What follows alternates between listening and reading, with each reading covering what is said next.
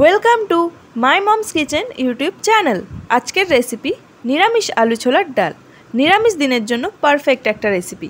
এইভাবে একবার ট্রাই করে দেখুন, আশা করছি আপনাদের ভালো লাগবে। তো চলো ভিডিওটা স্টার্ট করা যাক। এখানে ছোলার ডালটাকে 7 থেকে 8 ঘন্টার মতো ভিজিয়ে রেখেছিলাম। এবার নুন ও হলুদ দিয়ে সিদ্ধ করে নেব।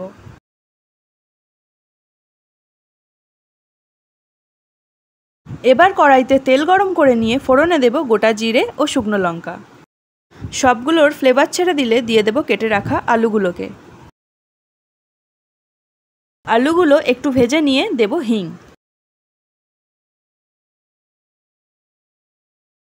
হিং দিয়ে ভালোভাবে মিশিয়ে নেওয়ার পর দেব আদা ও কাঁচা লঙ্কা বাটা দিয়ে মিশিয়ে নেব। আদার কাঁচা গন্ধ চলে গেলে দিয়ে দেব টমেটো কুচি। একটু মিশিয়ে নিয়ে দেব নুন, হলুদ গুঁড়ো, আর লাগবে 1 চামচ ধনে গুঁড়ো ও হাফ চামচ জিরে গুঁড়ো দিয়ে ভালো করে মিশিয়ে নেব।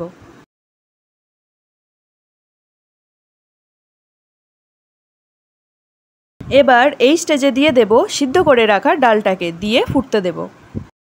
যেহেতু ডালটা আগে থেকে সিদ্ধ করা ছিল তাই বেশিক্ষণ ফোটাবো না, 5 মিনিট ফুটিয়ে নিলেই ডাল কিন্তু একদম পারফেক্টলি রেডি হয়ে যাবে।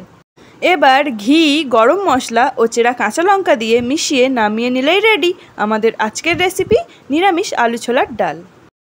রেসিপিটা আপনাদের ভালো লেগে থাকলে অবশ্যই একটা লাইক, কমেন্ট অ্যান্ড সাবস্ক্রাইব করে দেবেন।